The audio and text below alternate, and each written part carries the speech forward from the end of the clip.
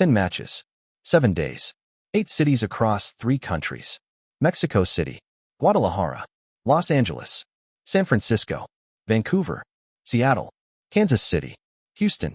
One man, one private jet, and a carbon bill that climate scientists are now calling one of the most embarrassing stories at this entire World Cup. The man behind it is the same person who designed this tournament, who pushed for 48 teams, who chose 3 host countries instead of 1, who approved 104 matches instead of 64. He built the biggest World Cup in history, and now he is flying between all of it on a private jet. A jet that, according to a carbon assessment firm, emits in a single hour what the average human being produces in an entire year. This is the story that nobody in FIFA wants to talk about. And it gets worse the deeper you go.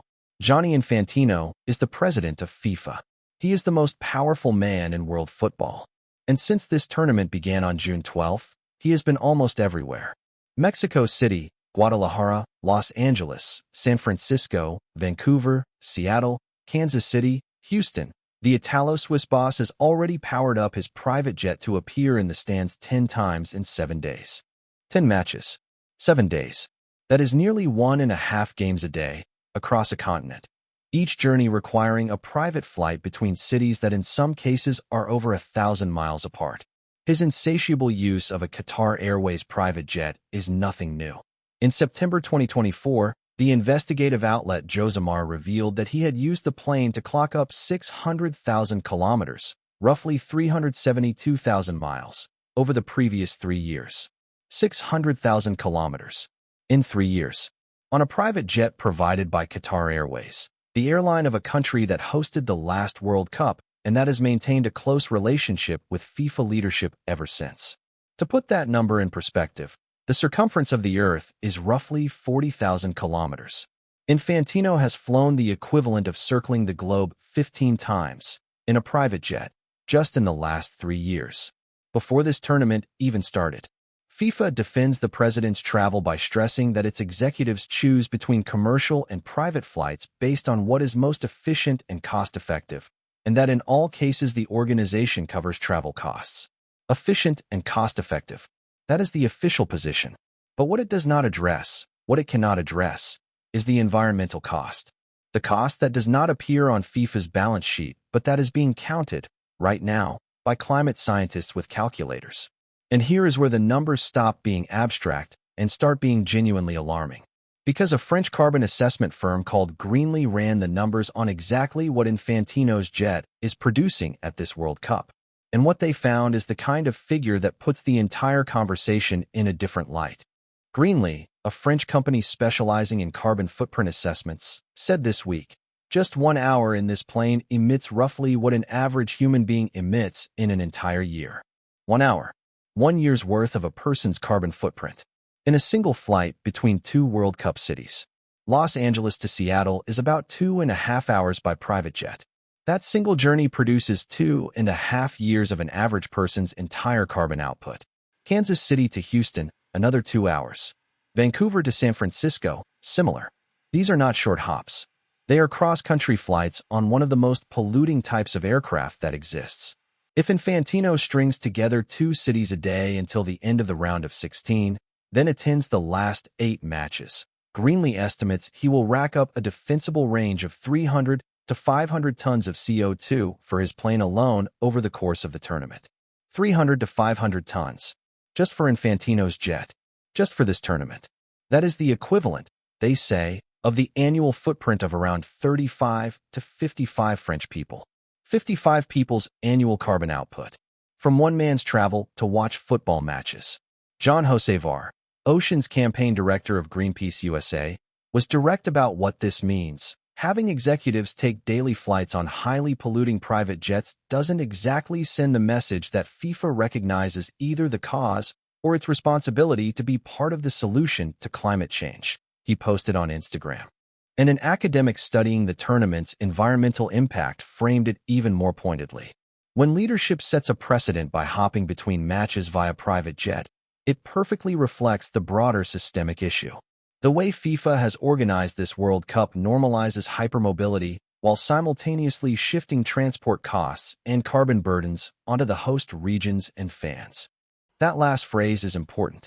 The carbon burden is being shifted. Infantino flies privately.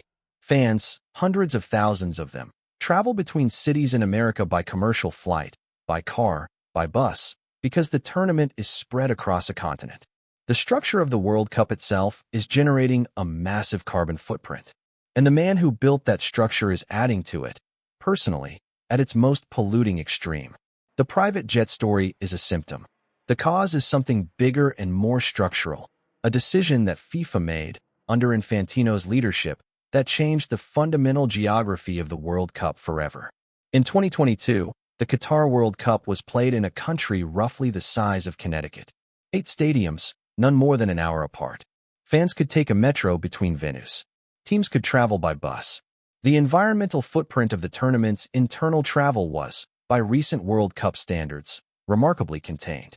The expanded 2026 World Cup, staged for the first time with 48 teams across the United States, Canada, and Mexico, meaning a jump from 64 to 104 matches, has magnified the impact of Infantino's flying habit. 40 more matches, spread across a continent, 16 cities in 3 countries, some of them separated by thousands of miles. Los Angeles to Toronto, Houston to Vancouver, Kansas City to Guadalajara. These are not distances you walk or take a train. They require flights. Lots of them. For players, for staff, for officials, for fans, and for the president of FIFA himself. The irony is direct.